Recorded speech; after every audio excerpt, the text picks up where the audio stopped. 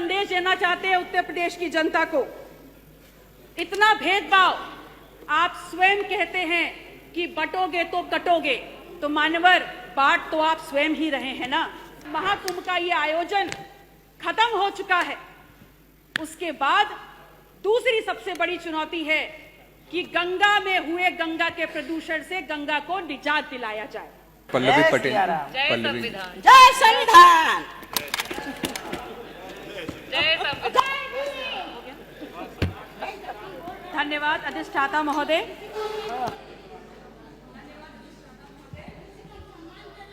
जहां तक इस मेगा बजट का सवाल है और इस मेगा बजट के आकार का सवाल है, तो ये बहुत ही आकर्षक है। निसंदेह इसमें बड़ी बड़ी योजनाओं का उल्लेख है। मिलियन ट्रिलियन इकोनॉमी की बात हम कर रहे हैं, तो एक बात तो स्पष्ट हो जाती है कि आप सब माननीय प्रधानमंत्री नरेंद्र मोदी जी से जरूर इंस्पायर हैं कि अगर झूठ भी बोलो तो विजन बड़ा होना चाहिए। ये सरकार आखंड भ्रष्टाचार में डूबी हुई है, इसलिए सबसे पहले भ्रष्टाचार की लड़ाई पे भारतीय जनता पार्टी की क्या नीति है, ये इस सदन में भारतीय जनता पार्टी की सरकार स्पष्ट करे। और ये बात मैं इसलिए बोल रही हूं क्योंकि समाज का चाहे कोई भी अंग हो, चाहे विकास का कोई भी आयाम हो, लेकिन भ्रष्टाचार एक ऐसा दीमक है जो साथ रहते रहते धीमे धीमे पूरे समाज को खा करके खोखला करने का काम करता है।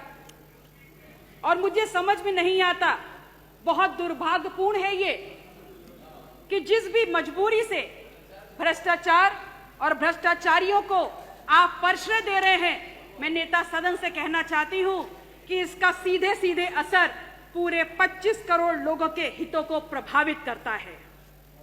खुलेआम मैंने ये मुद्दा इस सदन में उठाया, तमाम साक्ष्य, तमाम प्रपत्रों के साथ। अपराधिक शिक्षा विभाग के कर्मचारी भी चिल्ला चिल्ला कर कह रहे थे, लेकिन आप उस पर कार्रवाई नहीं करेंगे, आप उस पर बात नहीं करेंगे, और अगर सवाल पूछो तो नेता सदन क्रोधित हो जाते हैं। ठीक है, हम अपना दल बहुत छोटा दल है, लेकिन ये मुद्दा ऐसा भी नहीं है कि आपके डर से हम चुप हो जाएं। क्या ये भ्रष्टाचार नहीं है कि जहां तमाम धार्मिक स्थलों के लिए आप पैसे का आवंटन कर रहे हैं, वहां भगवान महावीर के 24 तीर्थंकरों के लिए, बौद्ध स्थलों के लिए, नानक देव के तमाम गुरुद्वारों के लिए, कबीर की किसी बैठकी के लिए आपने पैसे का आवंटन नहीं किया है। मान्यवर मुझे बोलने दीजिए, उसके बाद बोलिए। No please don't disturb in between, don't disturb in between, no don't disturb in between, you have no right, absolutely no right. आप अपने मौके पे बोलिएगा, मैं बोल लूं उसके बाद बोलिएगा, बोलने मैं बोल लूं उसके चलिए बाद ठीक है विजय जी, मैं बोलूं उसके बाद बोलिएगा। बोलिए I might have many objections to what you said, but I didn't raise down my voice. Pallavi ji बोलिए आप बोलिए अपनी बात। आप बोलिए अपनी बात। मान्यवर, आप क्या संदेश देना चाहते हैं उत्तर प्रदेश की जनता को? इतना भेदभाव आप स्वयं कहते हैं कि बटोगे तो कटोगे, तो मान्यवर बांट तो आप स्वयं ही रहे हैं ना। महाकुंभ का एक आयोजन हुआ जो हम सभी के लिए, चाहे सत्ता पक्ष के लोग हों चाहे विपक्ष के लोग हों, बड़ा ही गौरव देने वाला विषय है। और स्वयं सरकार ने आगे बढ़ करके इसमें व्यवस्थाओं करने की जिम्मेदारी ली थी, और ये एक बहुत बड़ी चुनौती भी थी जिसमें सरकार पूर्णतः विफल हुई। और अब जब महाकुंभ का ये आयोजन खत्म हो चुका है, उसके बाद दूसरी सबसे बड़ी चुनौती है कि गंगा में हुए गंगा के प्रदूषण से गंगा को निजात दिलाया जाए। हम आपसे कहना चाहते हैं कि गंगा भारत का प्राण है, गंगा भारत की विभिन्न संस्कृतियों का आधार और भारत की आध्यात्मिक यात्रा का साक्षी है।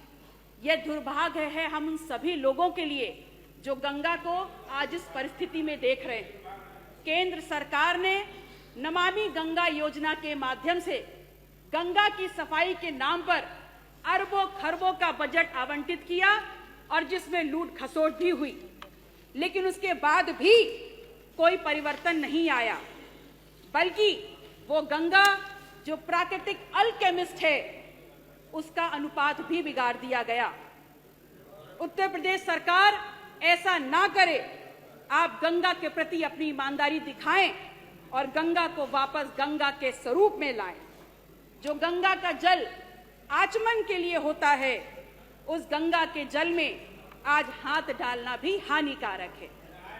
मान्यवर, आप ही बोल लीजिए। बोलिए बोलो बोलिए बोलो, आप बोलो। बोलने दीजिए भाई। भारत अर्थात इंडिया एक कृषि प्रधान देश है और महत्वपूर्ण तथ्य यह है मान्यवर कि उत्तर प्रदेश जैसे विशाल और कृषि प्रधान राज्य में जहां जनसंख्या का 2/3 से भी ज्यादा हिस्सा खेती से जुड़ा हुआ है, आज वही किसान परेशान है खाद DAP के लिए, वही परेशान है आज बीज ना मिलने से, आवारा पशुओं के आतंक से परेशान है, तो रात दिन बढ़ते कर्ज से परेशान है, मजबूर है खेती छोड़ने के लिए और अंततः आत्महत्या करने के लिए। मैं पूछती हूं सरकार से, मैं पूछती हूं सत्ता पक्ष से कि क्या संवेदनाएं हैं आपकी, क्या नीति है आपकी किसान और खेत से जुड़े हुए इन खेतों की और खेत से जुड़े हुए इन किसानों की सुरक्षा के प्रति। इस प्रदेश में युवाओं की क्या स्थितियां हैं, क्या परिस्थितियां हैं, ये किसी से छुपी नहीं है। हम ये जानते हैं कि 69,000 शिक्षक भर्ती का जो मुद्दा रहा, उसमें संवैधानिक दर्जा प्राप्त आयोग ने भी कहा कि 6800 छात्र छात्राओं के प्रति गलत हुआ है, जिसको आप सिरे से नकार रहे हैं। तो फिर एक बात का जवाब दीजिए कि इको गार्डन में जो 6800 बैठे हैं, वो वहां पर क्यों बैठे हैं, इसका जवाब सदन आपसे मांगता है।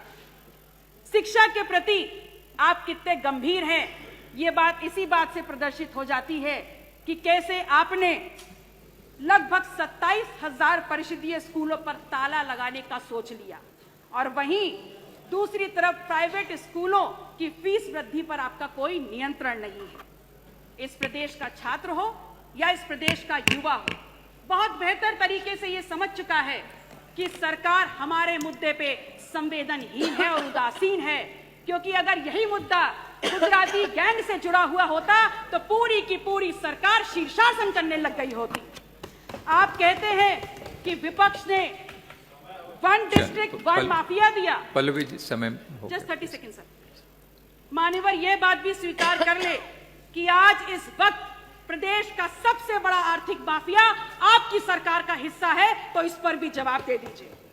जब भी किसी भी समस्या पर बात करो माननीय सरकार, तो सरकार कहती है, मसलन यदि आप इनसे पूछ लें कि बिजली इतनी महंगी क्यों, तो बोल देते हैं हमारे हाथ में नहीं। आप इनसे बोल दीजिए कि कैंसर रिसर्च इंस्टीट्यूट दे दो, तो बोलते जरूरत नहीं। आप इनसे बोलिए महंगाई बेरोजगारी कहां जा रही है, तो बोलते हैं कांग्रेस समाजवादी पार्टी छोड़ गई। और बाकी किसी और समस्या पे बात करो तो बोल देते हैं नेहरू गांधी माया मुलायम छोड़ गए। मैं आपसे कहती हूं, आज कोई ऐसा वर्ग नहीं है, चाहे गरीब हो, चाहे युवा हो, चाहे अन्नदाता हो, चाहे नारी हो, जो सरकार की नीतियों का विरोध ना कर रही हो, लेकिन आप उस पर गंभीरता से विचार नहीं कर रहे। इसलिए विचार नहीं कर रहे क्योंकि सत्ता ही आपका सिद्धांत है। इसलिए अंत में अपनी बात को कहते हुए कि आपसे निवेदन है, फर्जी आंकड़ों की इस लिखित बाजीगरी को आप वापस लें और एक बार फिर से देखिए कि बजट का सही स्वरूप क्या है, क्या मांग है जनता की, क्या चाहती है।